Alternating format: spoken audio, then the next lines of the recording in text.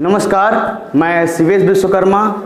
आइए आज हम देखते हैं स्केलर एंड वेक्टर क्वांटिटी क्या होते हैं। आज हम गति का दूसरा दिन है, गति पाठ का दूसरा दिन है, जिसमें हम लोग जानेंगे अदिश राशियों के बारे में और सदिश राशियों के बारे में। आप लोग समझने का प्रयास कीजिएगा, ठीक है। ऐसे सुनिए, राशियां जो होती हैं दो प्रकार की होती हैं, और राशियों को ही हम इंग्लिश में क्वांटिटीज बोलते हैं। क्या बोलते हैं? क्वांटिटीज। और राशियां दो प्रकार की, पहली राशि का नाम अदिश, दूसरा सदिश। सदिश राशियां, इसको इंग्लिश में क्या बोलते हैं जानते हो? Vector quantities. क्या? Vector quantities.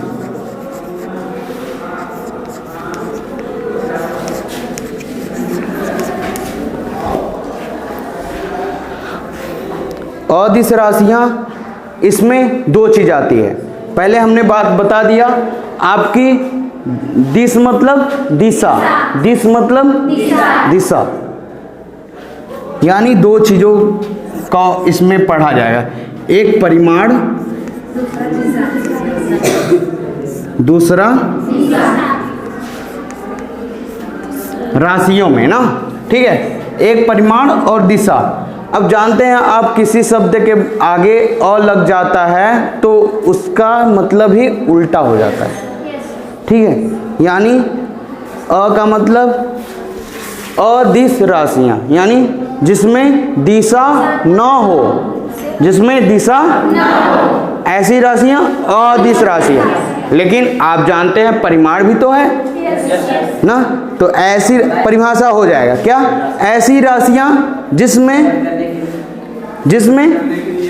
परिमाण तो हो लेकिन ऐसी राशियां अदिश राशि। अब आखिरकार राशियां क्या होती हैं? ये राशियां नहीं, आप लोग राशियों के बारे में सुने होंगे, ज्योतिषी लोगों से तमाम तरीके की राशियों के बारे में बताते हैं ना। हाँ, तो ये अलग राशियां हैं, उसमें भी दिशा की बात करते हैं। इस दिशा में जाओगे तो तुम्हें दोष मिलेगा, ऐसा होगा वैसा होगा, ऐसा सुने होंगे ना। आप ये यहाँ पूजा करो, आपके लिए मतलब आपकी यहाँ पर कठिनाई है, आपके पास कठिनाई होने वाली है, मंत्र के अनुसार वो बताते हैं अपना, ठीक। ज्योतिषी सबकी अलग अलग विद्या होती है, उसके बारे में हम नहीं जानेंगे, पहले इसके बारे में जानने का प्रयास करते हैं, ठीक है। तो अदिश राशियों में दो चीज, राशियों में दो चीज आती हैं, एक परिमाण आता है, एक दिशा आता है। परिमाण को इंग्लिश में मैग्नीट्यूड बोलते हैं। परिमाण को इंग्लिश में क्या बोलते हैं? मैग्नीट्यूड। और परिमाण एक और होता है जिसे आप रिजल्ट भी बोल सकते हैं, ठीक है। यानी रिजल्ट तो हो, जैसे आपने गति किया, गति में आप जानते हैं गति किया आपने, ठीक है। लेकिन इसमें क्या दिशा की बात हो रही है? मोशन किया, मोशन में भी दो चीजें आती हैं। आगे अब पढ़ेंगे अभी दूरी विस्थापन के बारे में। क्या दूरी अदिश राशि है या सदिश राशि? अदिश राशि है। क्यों? क्योंकि हम किसी मार्ग पर जितना चलते जाएंगे उससे मतलब नहीं है क्या चल रहे हैं, कैसे पूरब चल रहे हैं, पश्चिम चल रहे हैं, उससे मतलब नहीं है। किसी मार्ग के पथ की, यानी पथ की कुल लंबाई जो होती है वो हमारी क्या होती है? दूरी होती है, ठीक है, जिसे इंग्लिश में डिस्टेंस बोलते हैं। अब एक होता है डिस्प्लेसमेंट, यानी विस्थापन। आपने शॉर्टकट रास्ता, आप लोग छोटे थे तो आज भी आप शॉर्टकट रास्ता ज़्यादा जानना चाहते हैं कि कौन घूम के जाए, शॉर्टकट कोई रास्ता हो तो बताओ ना। तो आप क्या करते हैं? आप प्रारंभिक बिंदु तथा अंतिम बिंदु की मध्यम दूरी जो होती है, न्यूनतम दूरी, वही क्या होती है? विस्थापन। यानी आप वो खोजने का प्रयास करते हैं कि कोई शॉर्टकट रास्ता तो नहीं है। जैसे बिहसड़ा जाने का, सड़क पर जाने का, मेन रोड जाने का, आप क्या बीजापुर से घूम के जाएंगे?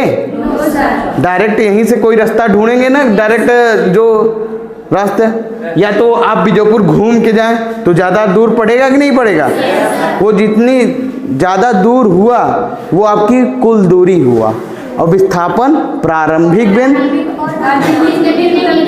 लेकिन आप प्रारंभिक पहले नहीं बोलेंगे, अंतिम तथा प्रारंभिक बिंदु के न्यूनतम दूरी को विस्थापन। क्योंकि अगर जब आप माइनस करने लगते हैं, क्योंकि बड़े में से छोटा घटाएंगे, बड़े में से छोटा घटाएंगे। जब आप जीरो पर हैं, जैसे जीरो पर हैं, जीरो विस्थापन पर आप जब चल दिए, जीरो दूरी पर हैं, आप चल दिए, पूरा बढ़ गया, फिर आप क्या करेंगे, उसमें वाले में से जीरो वाला इधर वाला घटाएंगे, ना कि इसमें से उसमें घटाएंगे। ठीक है, समझ रहे हो? नहीं तो वो ऋणात्मक। और हाँ, जानो पहले, दूरी सदैव धनात्मक होती है। दूरी सदैव, ठीक है। अभी इसके बारे में हम चर्चा करेंगे। ये तो हम बात कर रहे थे केवल अदिश और सदिश राशियों के बारे में। ठीक है, आगे चलते हैं। आपने जान लिया कि अदिश राशियाँ क्या होती हैं, सदिश राशियाँ। जैसे कि शब्दों से ही पता चल रहा है, अदिश का मतलब जिसमें दिशा न हो, लेकिन परिमाण होगा, रिजल्ट होगा, मैग्नीट्यूड होगा, बट दिशा। और इसमें सदिश, दिशा भी हो। ऐसी राशियाँ जिसमें दिशा भी हो, परिमाण हो, यानी दोनों हो, तो ऐसी राशियाँ लिख लेंगे ना अपने से परिभाषा, कोई दिक्कत तो नहीं है, लिख लेंगे अपने से। समझ गए? आगे चलते हैं हम।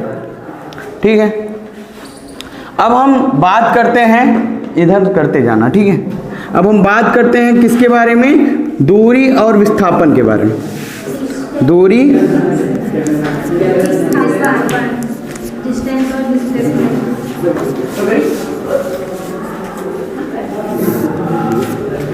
दूरी को इंग्लिश में कहते हैं, और विस्थापन को अंग्रेजी में क्या है, डिस्प्लेसमेंट। क्या बोलते हैं? डिस्प्लेसमेंट।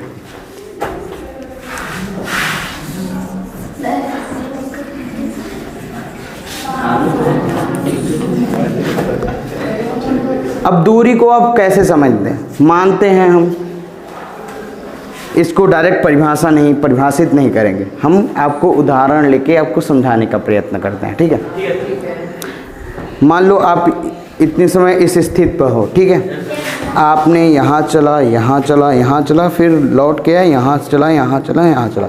यानी कहने का मतलब है आप ऐसे चले, इस पॉइंट पर हो, इस पॉइंट से सीधे गए, फिर इधर से इधर आ गए। जो दूरी हुआ, दूरी जो है, ये मान लेते हैं बिंदु ए, ये मान लेते हैं बिंदु बी। यहाँ से चला, यहाँ से आते आते इधर हो गया। ठीक है, मान लो इसको मैंने चला 5 मीटर इधर चला और 5 मीटर इधर चला। ठीक है, 5 मीटर इधर चला और 5 मीटर इधर चला।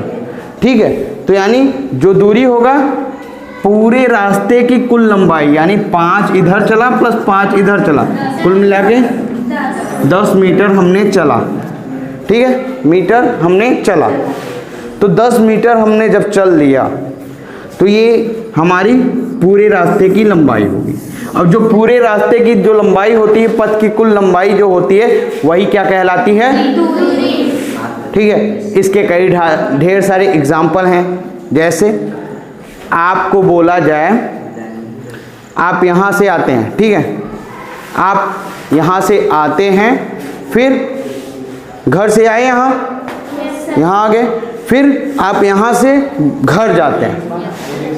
घर से आने में कितना दूरी आपने चला, फिर यहाँ से घर जाने में कितना दूरी चला, उन दूरी को कैलकुलेट करा जाएगा।